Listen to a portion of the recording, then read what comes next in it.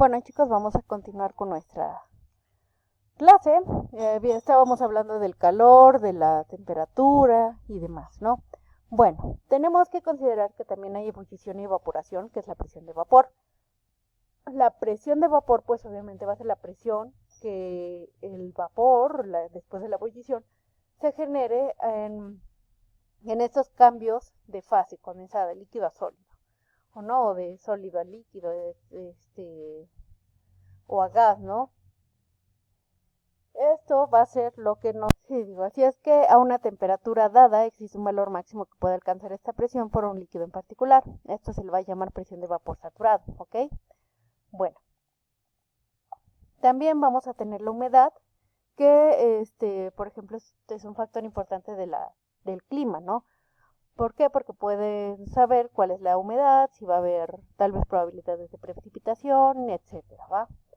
El rocío es la temperatura más, o bueno, el rocío es la más alta temperatura a la que empieza a condensarse el vapor del agua contenido en el aire. ¿Por qué? Porque en el aire hay ciertos grados de humedad y cuando empieza esta temperatura a variar, pues se puede generar el rocío. Para una masa dada de aire que contiene una cantidad dada de vapor de agua, o humedad absoluta, se dice que la humedad relativa es la proporción de vapor contenida en relación a la necesaria para llegar a un punto de saturación. Así es que el rocío se va a manejar por porcentajes. Una humedad relativa igual al 100% si llega al punto de rocío. Bueno, chicos, otro concepto que puede haber es la congelación o calor de fusión.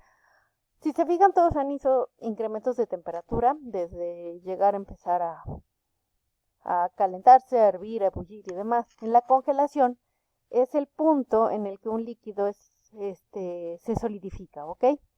Esto es obviamente por una reducción de energía. En este proceso inverso se denomina punto de fusión.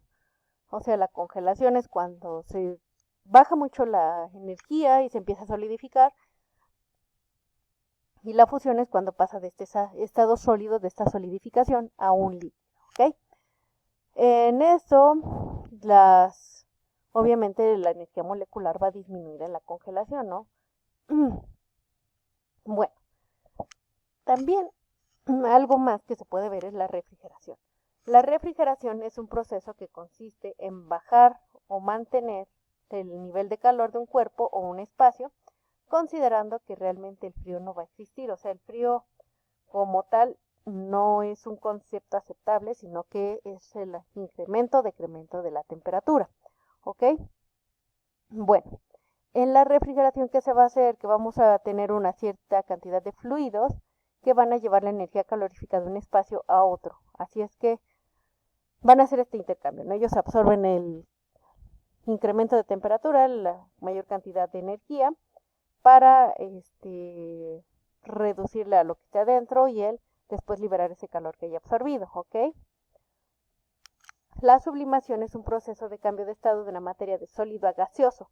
Es, digamos, muy directo, de sólido a gaseoso, sin llegar al líquido. Esto es la sublimación. Esto, por ejemplo, lo podemos ver en el hielo seco, que se utiliza para conservar los alimentos, o también en los extintores y demás. Eso es la sublimación, ¿no? Ese cambio directo de uno a otro sin pasar, bueno, es un brinco de cambio de estado, ¿no?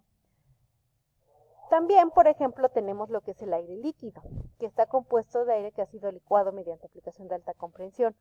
¿Qué quiere decir? El aire se metió con tanta presión que se volvió líquido, pero cuando se libera esta presión otra vez va a volver a ser gaseoso, ¿ok?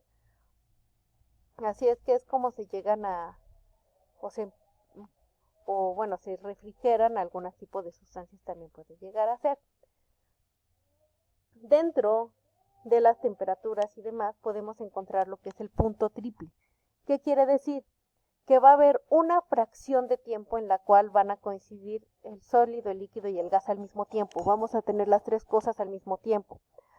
En esto, para que se encuentre este punto, tiene que estar a 0.01 grados centígrados, 0.0006 atmósferas y O sea, prácticamente cerca del cero, pero sin llegar al 0 grados centígrados, y también casi nula la presión, ¿no? Para que podamos encontrar este punto triple. Bueno, pero si estamos hablando de temperatura, de calor y demás, ¿cómo se transmite el calor o cómo se hacen estos cambios de temperatura? Pues van a haber tres tipos de transferencia de calor, ¿no? Que sería la conducción, convección y radiación. La convección quiere decir que, por ejemplo, la conducción, si tenemos un elemento, por ejemplo, acá una olla que está en contacto con el fuego, bueno, con el calor, pues si toda la olla es del mismo material, digamos toda es de aluminio, va a haber un momento en el que el calor que está recibiendo la parte inferior de la olla llegue hasta el mango de la misma, ¿no? Eso sería la conducción. La convección sería más dentro del líquido que tenga la olla. ¿Por qué? Porque la parte o líquido que esté más cercano a la parte baja de la olla se va a calentar y por diferencias de densidades va a subir, y el agua fría va a bajar que recuerden que siempre el agua fría es más densa que el agua caliente. Este movimiento va a estar constante hasta que lleguen a un nivel de temperatura, ¿ok? Y la radiación, que por ejemplo con las fogatas, ¿no? Tenemos el fuego, pero nosotros para sentir el calor de la fogata no tenemos que estar metiendo las manos en el fuego, ¿no? Con que estemos cerca vamos a sentir dicho calor. Eso sería esas tres formas de transmitir el calor, ¿ok? Bueno, considerando esto, hay que ver que va a haber una energía radiante. ¿Por qué? Porque no sé si han visto en las películas que luego se ponen las gafas de visión nocturna, ¿no? Y ven como una escala de colores en los cuerpos. Eso es porque los cuerpos tienden a tener una cierta temperatura definida. Entre más caliente o mayor la temperatura que tengan, pues va a llegar a ser colores más anaranjados o rojizos el que tenga ese cuerpo. Entre más frío va a estar más cercano a los colores azules. Así es que esto quiere decir que es la energía radiante, ¿ok? Como los decía, vamos a tener la espectroscopía, que es la que va a estudiar la emisión y absorción de radiación electromagnética por parte de la materia. En esta va a tener una serie de espectros que está constituido por frecuencias discretas. O sea, aquí, por ejemplo, se puede ver muy claro porque está todo fondo negro y se ven el rojo, verde, azul y violeta, ¿no? Pero también vamos a tener espectros continuos. Estos son espectros de líneas, están muy separados entre ellos. Se mantienen los colores, pero están muy separados. Los espectros continuos son como los que vemos en las películas de acción, ¿no? Que se ven con las gafas, se supone. ¿Por qué? Porque se ven una mezcla de colores, pero no se ve tanto la diferencia o la separación entre ellas, ¿ok? Esos serían los espectros continuos. Por lo tanto, va a haber radiación térmica, que es la rapidez con que se radia o emite el calor dependiendo del tamaño de la superficie del cuerpo radiante y su temperatura, obviamente, ¿no? Entre más cercanos al cero absoluto, pues obviamente su radiación va a ser menor, ¿no? Y entre más cálidos, pues la radiación también va a ser más marcada. Sí, con respecto a eso, pues hay que mencionar que va a haber ciertos fluidos o líquidos que queremos que se mantengan a cierta temperatura, ¿no? Para eso se crearon los termos. Son una forma en la que se mantienen, gracias a un vacío que hay entre las paredes del termo, la temperatura de lo que esté adentro del contenedor. Más sin embargo, pues no es algo completamente térmico, ¿no? ¿Por qué? Porque, por ejemplo, por medio de la tapa va a haber ciertas aberturas, por muy bien que lo sellen y demás, que después de cierto tiempo, va a ser una gran cantidad de tiempo, pero después de cierto tiempo va a ser intercambio de temperatura con el medio ambiente y se va a enfriar lo que está dentro del termo. Pero obviamente va a ser más tiempo el que se necesite para este intercambio que si solo dejaras, por ejemplo, tu café en una taza de forma convencional, ¿no? Así es que el termo, eso va a ser que en medio de sus paredes del termo va a haber un vacío, el cual es el que ayuda a que este intercambio de temperaturas pues sea más lento. En base a, bueno, En esto, la naturaleza del calor radiante es muy parecida a la de la luz, lo que se demuestra porque se puede ver enfocado por lentes y reflejado por espejos. En esto, pues obviamente la radiación o los elementos radiantes también van a ejercer algún tipo de ondas y estas ondas son las que nosotros podemos reflejar o refractar. ¿Ok? Bueno.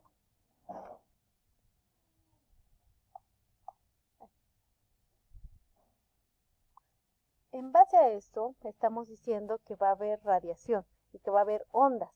Bueno, estas ondas, dependiendo las superficies, puede ser absorbido o reflejado, como habíamos mencionado, ¿no? Bueno, con base a esta situación hay la teoría cuántica, donde te dice que el cuerpo negro ideal es aquel que además absorbe la radiación de todos tipos de radiaciones que llegan a sin reflejarla. En esto, tenemos un espectro teórico y los resultados experimentales coinciden por bajas frecuencias infrarrojas. A este problema es conocido como el nombre de la catástrofe ultravioleta. ¿De qué estamos hablando? Bueno, Planck en 1900 quiso explicar bien la teoría cuántica, bueno, más claro. Para resolver la catástrofe era necesario aceptar que la radiación no es emitida de manera continua, sino que en forma de energía discreta, a lo que llamamos fotones. O sea, no va a ser algo como un chorro de agua, ¿no? Sino que va a estar intermitente. Y la energía, o estos fotones, va a ser, o se van a calcular por medio de la energía es igual a H por B, donde la V es la frecuencia de la radiación electromagnética, que es S-1, H es la constante de Planck, y su constante es igual a 6.62 por 10 a la menos 34 joules por segundo, ¿ok? Bueno, en esto, como habíamos mencionado, vamos a tener semejanzas entre fuerzas magnéticas y fuerzas eléctricas. ¿Por qué? Porque ambos van a tener polaridades. ¿Qué quiere decir? Que sean polares, que tengan, por ejemplo, que sean positivos o que sean negativos. Y recordando, pues, siempre distintas cargas se van a atraer y mismas cargas se van a repeler. Así es que, como tienen polaridades, van a ser muy semejantes fuerzas magnéticas y electromagnéticas. Más sin embargo, en su momento pensaron que la energía era como fluido, como habíamos mencionado, ¿no? Al igual que con el calor. Por lo tanto, tuvieron que haber distintos científicos que hicieran una explicación más clara de cómo era este movimiento, ¿ok? Uno de ellos fue Dufay, que sugirió que la electricidad se compone de dos líquidos, lo que podría fluir a través de cuerpos sólidos, llevando cargas positivas y otra carga negativa. Sabemos hoy en día que no es así, ¿no? Pero él era la forma en la que veía esta situación. Después Franklin desarrolló la teoría de un fluido único, que explica la existencia de un fluido eléctrico positivo en toda la materia y la ausencia de esto sería electricidad negativa. Tampoco es lo ideal, pero era como ellos empezaban a explicar cómo era el movimiento de la electricidad. De ahí Coulomb ya fue como él hizo una explicación más extensa, ¿no? Donde dice que los cuerpos cargados sufren una fuerza de atracción o repulsión al aproximarse a otro cuerpo. El valor de dicha fuerza es proporcional al producto del valor de sus cargas y la fuerza es de atracción si las cargas son de signo opuesto y de repulsión si son del mismo signo. O sea, ya está explicando mejor cómo es esta situación, ¿no? Y dice que la fuerza es inversamente proporcional al cuadrado de la distancia que los separa. O sea, entre más separados estén, pues menor va a ser la atracción que tengan, aunque sean de polaridades distintas. En esta, la fuerza eléctrica con la que se atraen o repelen dos cargas puntuales en reposo es proporcional al producto de las mismas, ¿no? Haciendo reiteración con la distancia. Su fórmula es F igual a K por Q1 por Q2 sobre R2, donde F es la fuerza medida en newtons. Las Q son las cargas que están medidas en coulombs, que es igual a ampere por segundo, y K es la constante de Coulomb, que es de 9 por 10 a la 9 newton metro cuadrado sobre Coulomb, ¿ok? Bueno, acá tenemos un ejemplo donde nos dicen que tenemos cargas de 3 y de menos 2 sobre una distancia de 3 metros, ¿no? Lo aplicamos en la fórmula y nos queda como resultado menos 6 por 10 a la 9 newtons.